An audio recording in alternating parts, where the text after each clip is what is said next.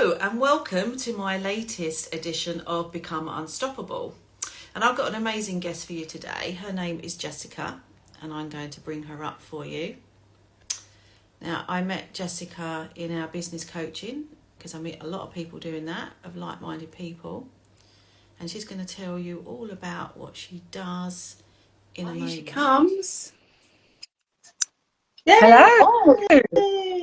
For some reason, it still took its time, but it doesn't matter. You're here now. I'm here. So welcome to my Become Unstoppable series. So would you like to introduce yourself and tell everybody what you do, my darling? Absolutely. Yeah, so I'm Jessica Curnier and I am a mum of two young children, a 3-year-old and a 5-year-old. And you know how mums of young children can often feel very overwhelmed, very stressed, very exhausted, and then end up yelling at their children, falling into a cycle of guilt and shame. Well, I help those mums to stop yelling at their children, get back in control of their emotions, so that they can show up as the calm, compassionate and confident mums that they aspire to be and re-find a sense of joy in their parenting. Amazing. Absolutely amazing. And we'll talk about that in a little bit more detail shortly. But before we do that, let me ask you the biggest question of your life. What does being unstoppable mean to you?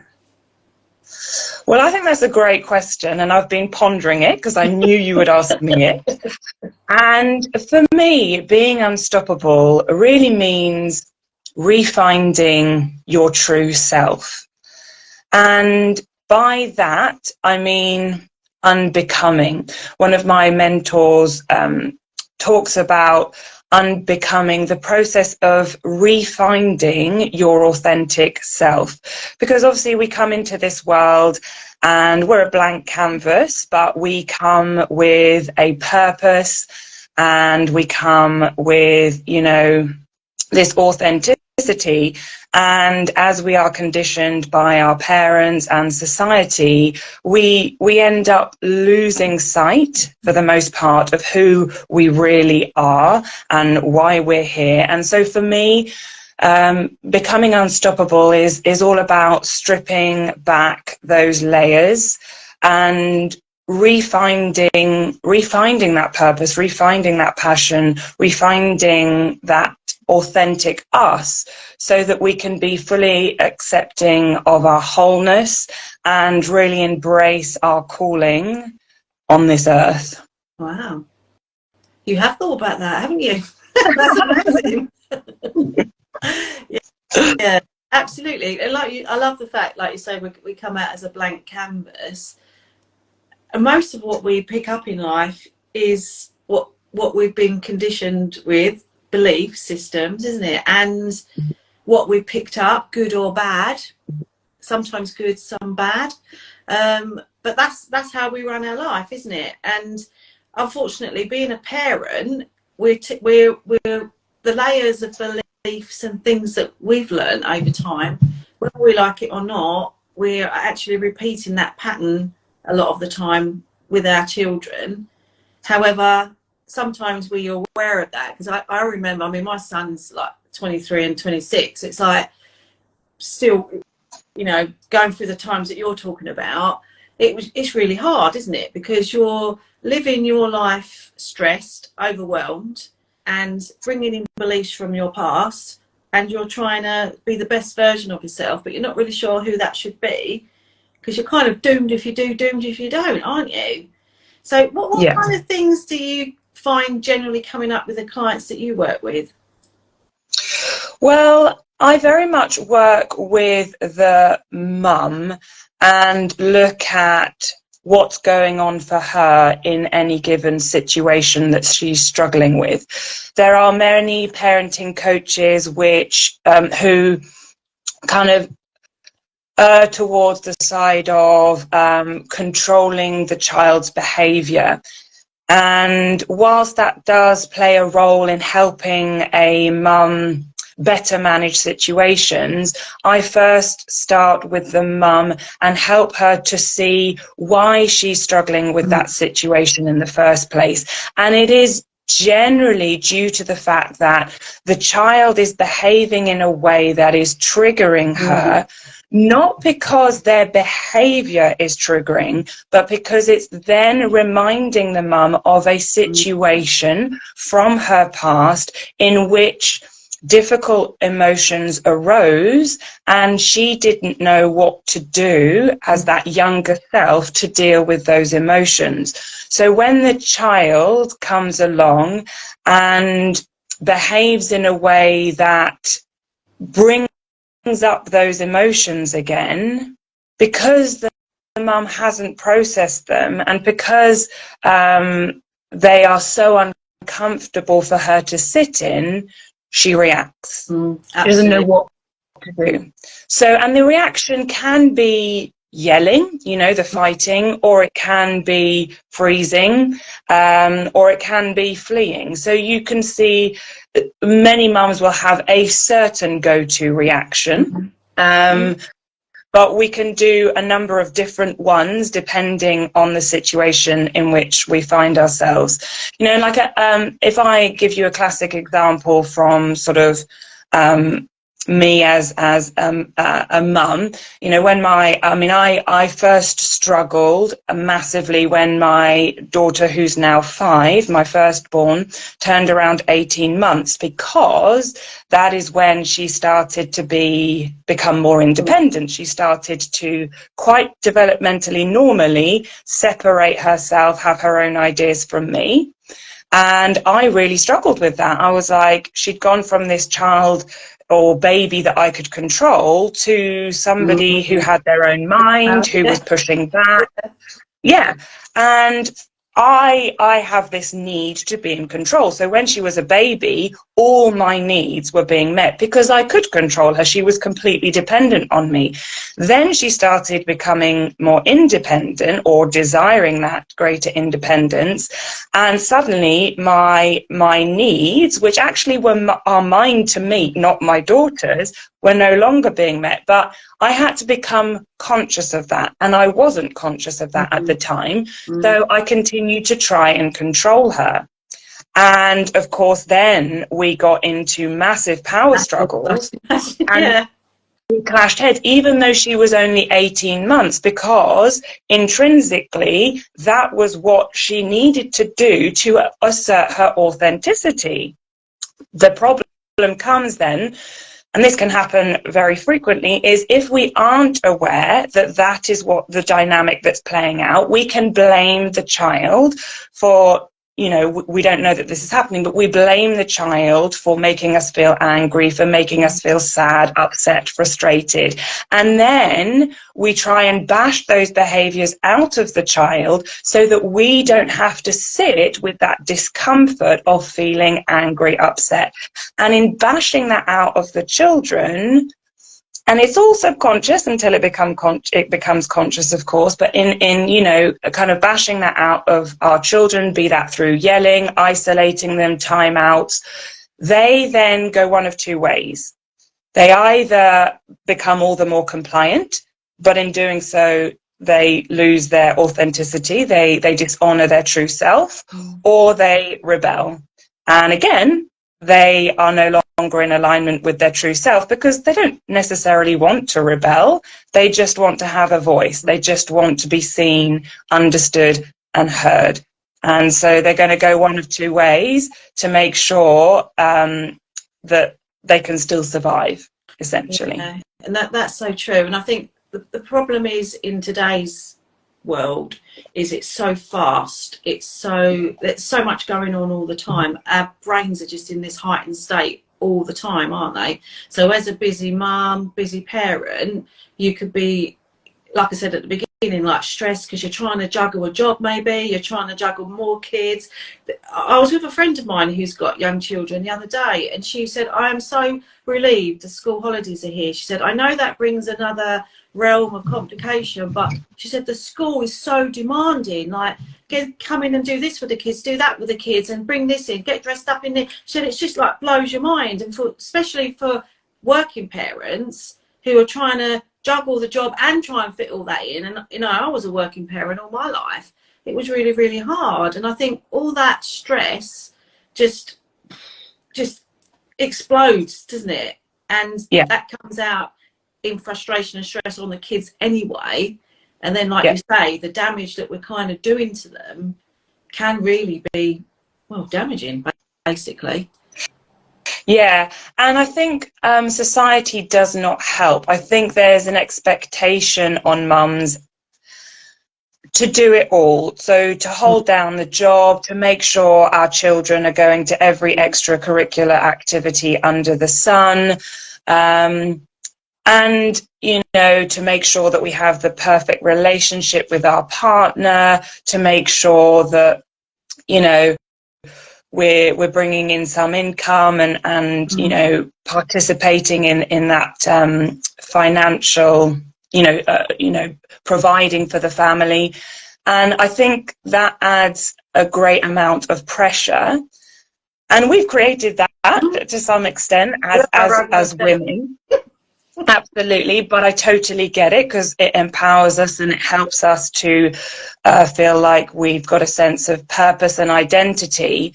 But one thing I would say is that certainly when it comes to feeling like our children need to be in every sports team or, you know, having play dates, they actually don't need that.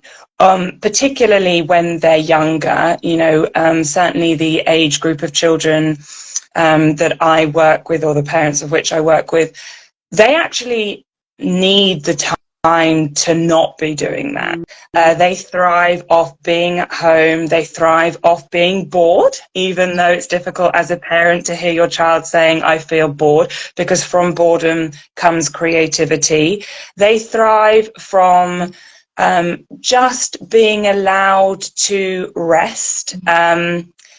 And so I do think that we can take a little bit of the pressure off and say, actually, no to that play date, or just one extracurricular activity a week after school, because kids get tired and they get overstimulated. And of course, when they're both of those things, their behavior, you know, becomes more challenging. And so there again, we create scenarios for ourselves which we could avoid. That said, many of us find it difficult to become aware of the reasons why we want our children to be doing so much. And generally, it is because we want to feel like we're succeeding as a parent, because we want to say, yeah, exactly. We want to say, oh, my child's doing this and my child's doing that, and they're doing really well in this thing, and you know, we want to give our children every opportunity under the sun, but they will discover that themselves without us necessarily having to do the hard work. Yeah, and I think you're right, and I think a lot of is pressure that other parents put on each other as well. So if all the parents kind of just chill down a little bit, it'd be much better. But one thing I think is really interesting is when children can be left just to their own devices and they let their imagination take over, that's when the gold starts, right? So it's what our most powerful tool we have is our imagination, yet we don't use it. Or no, that's a lie, actually. I'm going to take that back. We do use it, but we don't use it for the right reasons. So when we're suffering from stress, anxiety, fears, it's all things about using our imagination for things that haven't even happened yet, and probably aren't even going to happen. So what we all need to do is to take stock, actually, and take that self-care, take that time out, so that you can actually be present, you can actually be calm, and you can just let your imagination go. It used to be called dreaming, right? daydreaming. But you would have had that smashed out of you at school. What's she doing? Stop daydreaming. But actually, we should encourage that. We should allow them just to let their imaginations just wander. But not only them, us as well, because that's where our visualization comes into play, isn't it? When you're visualizing your future, it's using your power of your imagination, because your brain doesn't know the difference between what's real and what's imagination. Yet we love using it for the bad, shall we say. I'm just going to stress about this and fear about this and panic about this. Yeah. Use it for something good instead. What do you want your life to look like? You know? Yeah, yeah, yeah. And we certainly lose sight. Well, I speak for myself, actually, is I certainly lose sight or have lost sight of that ability to just be, and to allow my mind to be a creative and imaginative. And it's something that I'm certainly working on as I watch my children, because as adults, we lose that childlike way of being. And as a result, yeah, we're either in the past or we're in the future, and we miss what's going on in the here and now. And being present is actually very, very challenging. You know, we spend 95% of our days in the unconscious mind. And unless we really start to bring ourselves back to, how is my body feeling in this moment? What am I actually doing in this moment? What are all my senses kind of bringing to me? You know, what am I smelling? What am I hearing? What am I seeing? What am I feeling? We get washed away in this like washing machine of thoughts that we can't get out of until we ground ourselves. And this is the crux really of remaining calm as a parent, because when we are living mostly in our unconscious mind, we react, we go to the default, the autopilot. Whereas when we bring an element of consciousness, which requires practice, we can then start to feel those sensations of anger or frustration or irritation bubbling up way before they overwhelm us. And then we are empowered to make a choice, because we're no longer feeling like the emotion is a threat that we're not going to be able to survive. It's still something that we can manage, but we have to address it. But because it's not overwhelming us yet, we can then say, look, I'm noticing this is what's going on in my body. I need to take a break, or I need to do some journaling, or I need to do some breathing, because if I respond to you right now, I'm not in my clearest thinking brain. Yeah. And that's actually really powerful, not only for the parent, because it then gives them a choice as to whether or not they react or respond, but it's also great modeling for the child, because then the child observes healthy ways of coping with emotions. So it's not that we shouldn't have emotions, which is something that we struggle with as mums, because we feel a lot of shame around our emotions, particularly if we weren't allowed to experience those emotions as children. We are human. We are supposed to have those emotions. None of them are bad or good. They're all just messengers. And if we can recognize them before they overwhelm us, we can take stock of those and do something that helps us to come back to a calm state. And we model that to our children, and then they can learn what it is and how to manage their own emotions in a really healthy way. Absolutely, totally agree with you, because what they're learning at the moment, if you're in that heightened state, that's what they're learning. That Absolutely. You know, so many young children have got that learnt behaviour already, where they just think screaming and shouting and behaving like that is the norm. But I want to just go back on something you said just now about, you know, feeling in your body and emotions at all. And you are so spot on there, because what we don't do, some people do obviously, so I'm not putting everyone in the same camp, but most of us, and me included, but like you, I'm doing a lot of work on that now, and I am definitely getting there. I, for example, spent 35 years working in the corporate world, living mainly in here, right? La la la la la, spinning plates, spinning plates, da, da, da, da. Didn't really, worry about the, you hear about, the head, the heart, the body, mind, body, and soul, and you're like, yeah, yeah, whatever. But it is so, so connected, right? And it's taken me over 50 years to really get this, but anyone who's a lot younger than me, just start getting it now. So just save yourself a lot of time and pain, right? But we do have, it's important to understand that we must feel and release our emotions. And this is another thing. When your child's crying, first thing we want to do is to tell them to stop crying, isn't it? But no, we should be telling them, let them cry, but give them, oh darling, you'll be all right, and just give them that empathy, give them that compassion, give them that love. That's what they need, not being told to shut up because you're getting on your nerves. Now, I get it's difficult. I've been there myself, right? So I'm not, I'm not coming here from someone who's never had you, and I know it's hard, and I'm not saying I'm perfect, but I wish I knew all the stuff that I know now back then, because it would have been so much easier. But that's so important, isn't it, to release your feelings? Because if you don't, then they manifest in either psychological or physical conditions. So your psychological ones will be your anxiety, your stress, overwhelm, all that good stuff, depression. Physical stuff could be, your skin conditions, breakouts, arthritis, autoimmune diseases, anything really. Yeah. And I've worked with some physical conditions, and I've seen the power of it. Literally sitting in that session, someone who couldn't actually walk. She could walk, obviously. She wasn't like broken in that sense, but in the session, she couldn't move her foot, and all of a sudden, she could just move it. And it's like the power of how we hold feelings and emotions in our body is incredible.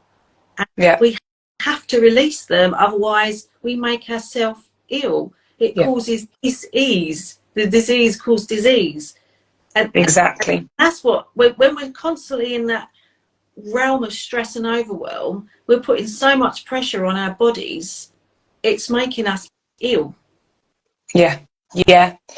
Yeah, absolutely. And Gabor Mate talks a lot around that. So if anybody's interested in finding out more, he's an excellent resource to go to, because, yes, the majority, if not all of the illnesses that we suffer from are the result of emotions that we have not managed to let pass through us, that we've either suppressed or kind of,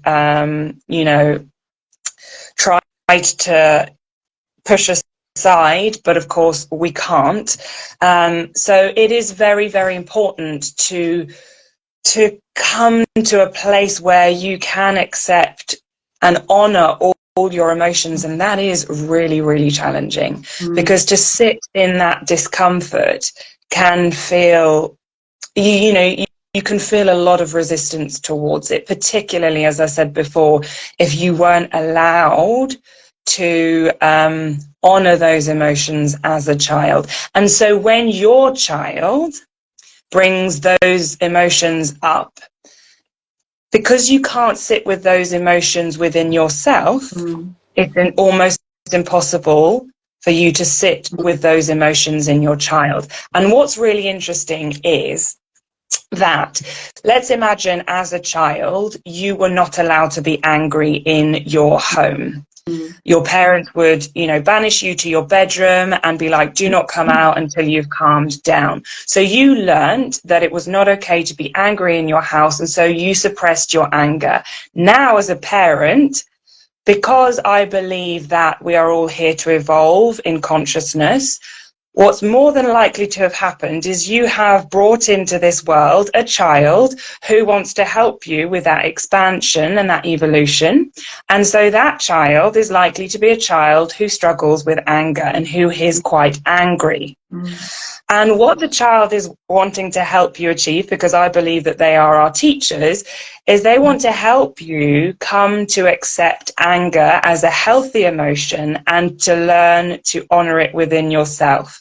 And so you've got a choice at that point. If you're aware that that's why they're here and that's why they might be angry, then you can see that as an opportunity to grow. Or, as I said before, you can try and get rid of that within your child. What's really fascinating is if you choose the former, and you start to work on the difficulties you have with your own anger and the relationship that you have with your own anger, what you find is that that anger then dissipates in the child because you have evolved. And now, because you're able to accept it within yourself, you're able to accept it within your child, and the child now feels loved exactly for how they are. So they don't, so then again, that friction, that resistance no longer exists energetically. And you've got that sense of peace that can be restored. Absolutely. And like you, I think you mentioned it right at the beginning about how as that person, say you or I, right, it's how that, if we were not releasing our feelings and emotions and using anger as an example, the likelihood is we're not just shouting at the children, we're probably shouting at our partner. We're shouting at the person down the street because they're making too much noise. We're shouting at the person who cut us off when we was in the car. And it's just that ongoing anger, Yeah. it really.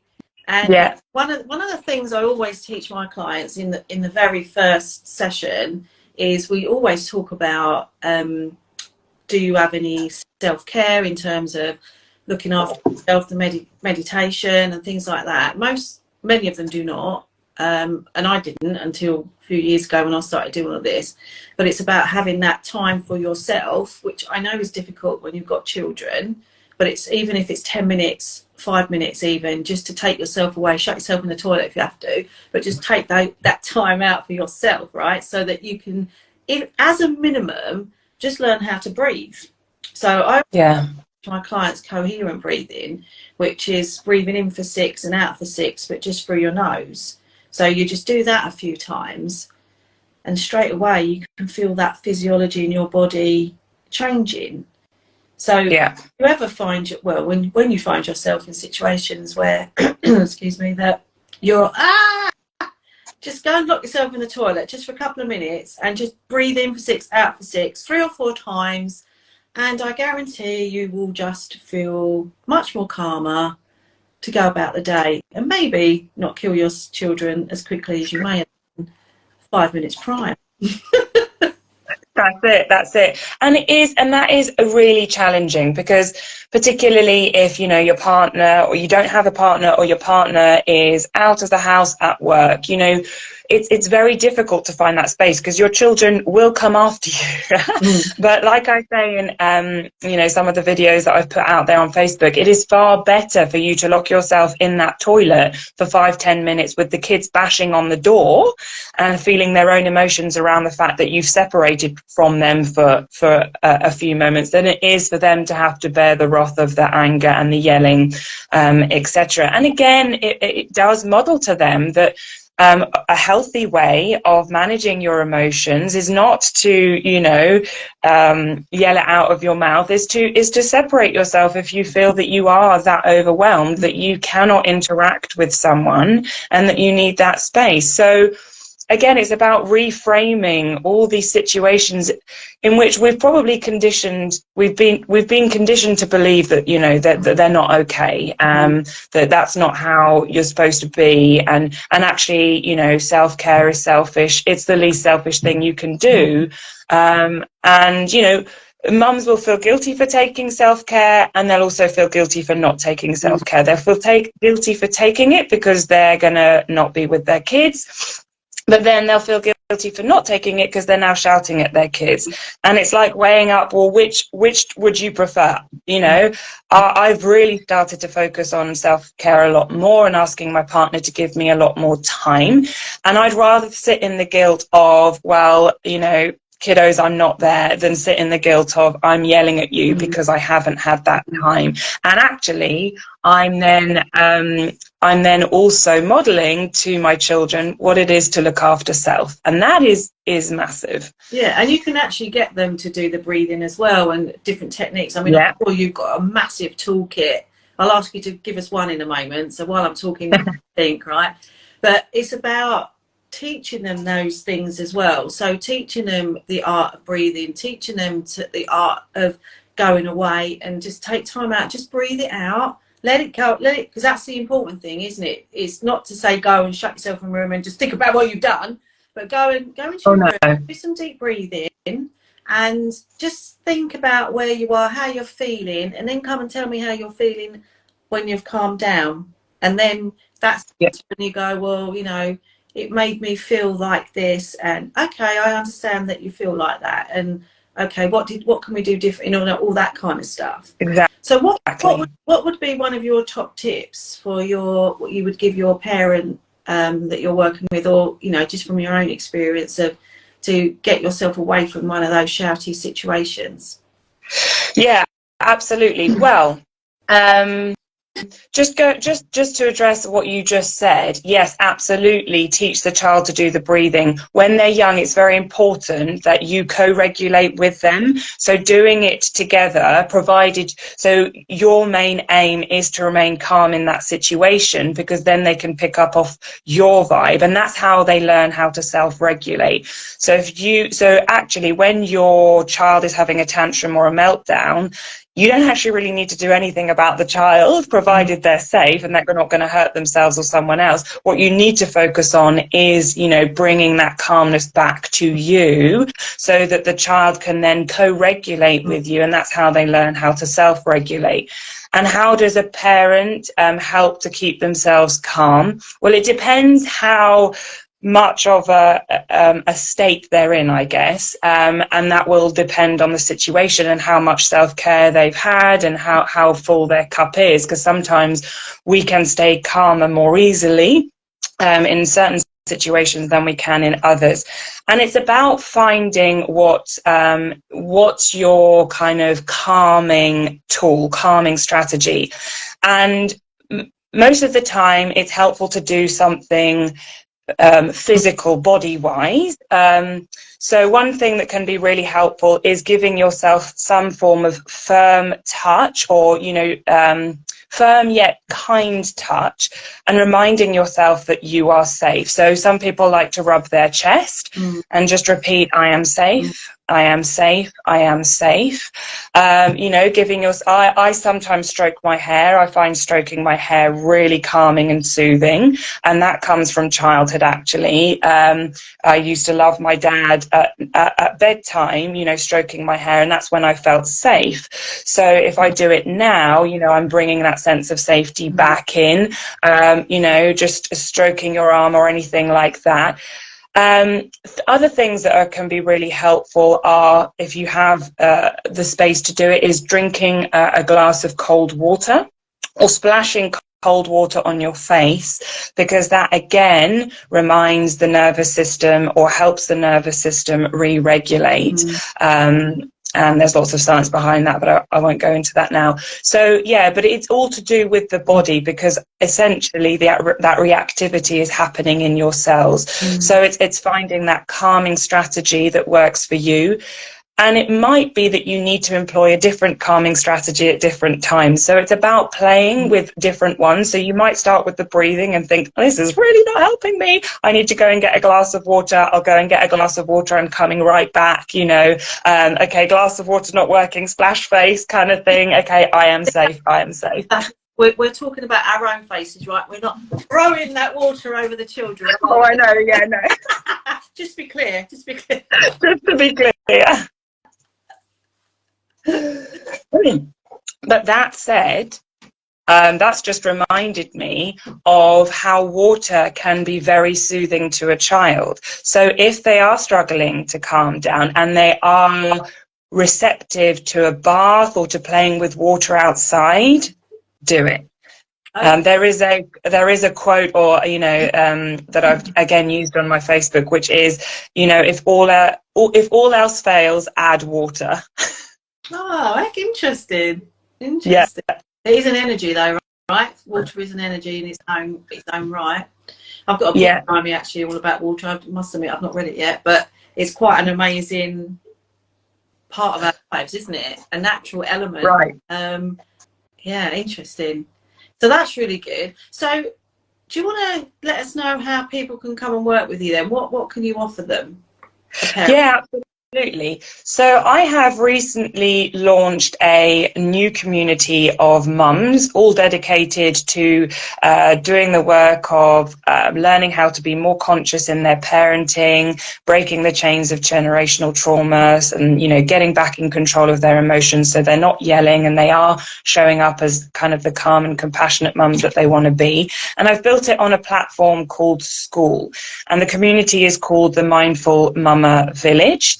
And in that space, I have put a lot of resources to help mums with their self-care, to help mums better understand why they get triggered by their kids, to help them better understand what conscious parenting is and what it isn't, because it can get confused with permissive parenting, which it is absolutely not. And then, so that community is completely free to join. And then if mums feel like they could do with a little bit more personalized support and guidance in their parenting, then we can jump on a free breakthrough call where we can really get to grips with what's working in their parenting, what's not working, and come up with an action plan to help them become the better parent that they aspire to be. And that's all free. And how do they find that? Is that on your Facebook and on your LinkedIn? So I've got my Facebook page, which is Core Belief Coaching, and I've also just started on Instagram as well, thanks to you. And so that it's also on there. So there's a link in my bio, and you can then through that find the link to School. And then on Facebook, you can also find the link to my School community there as well. Amazing. And I'm actually not part of your School one at the moment, but I am part of another group on School, as you are as well, with our group coaching. Yeah. And it's a phenomenal tool, isn't it? And it's way better than Facebook and all those other. Oh, I shouldn't say that on here, should I? But it is really good, isn't it? Because you can have that ongoing communication. It's better than WhatsApp, because WhatsApp just gets annoying, doesn't it, with pinging all the time.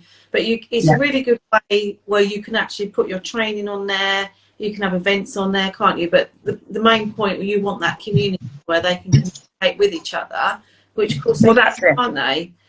And I guess over time you can build that community where people will be able to find each other locally as well, won't they? And meet up that way.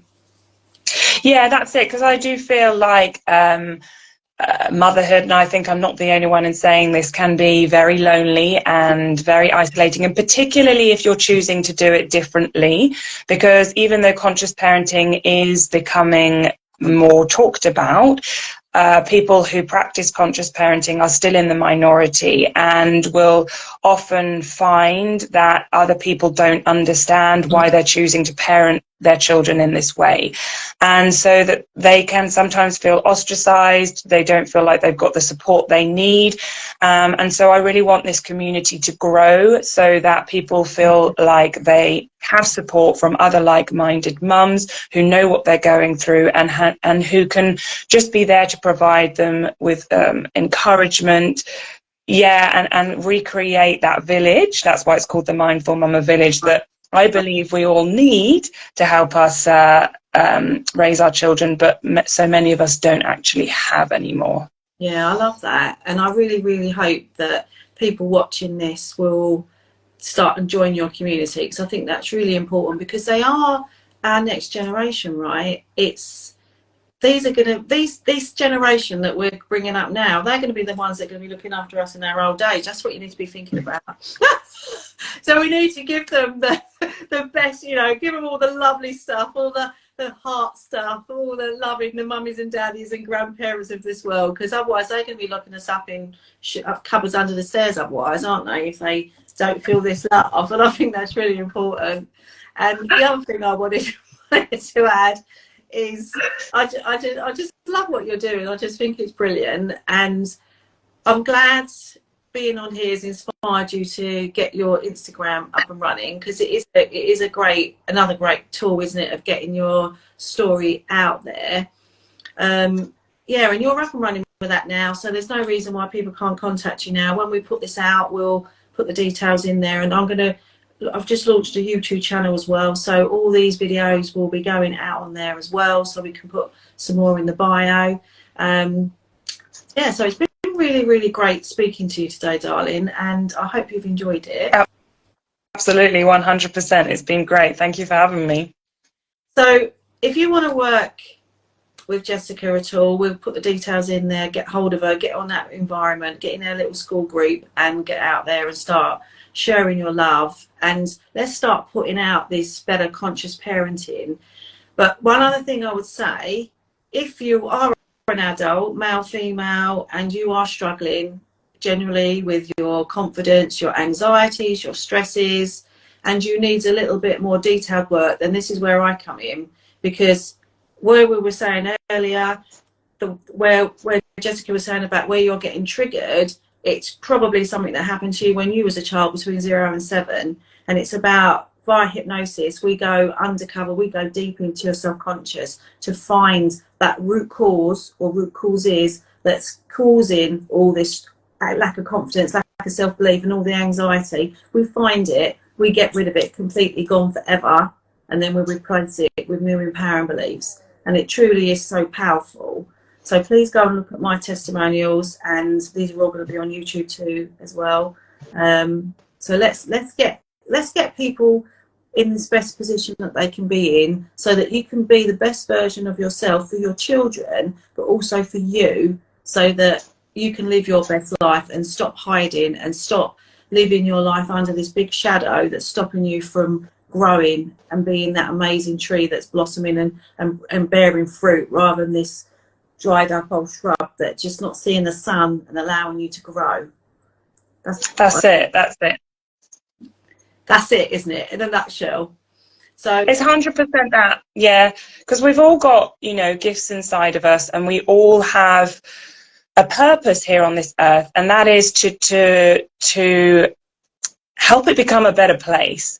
And without that self-belief, self-assurance, and acceptance of self, we can't bring that to this world. And that's what I ultimately want to see, myself included, a world where we are all working together to make it a better place.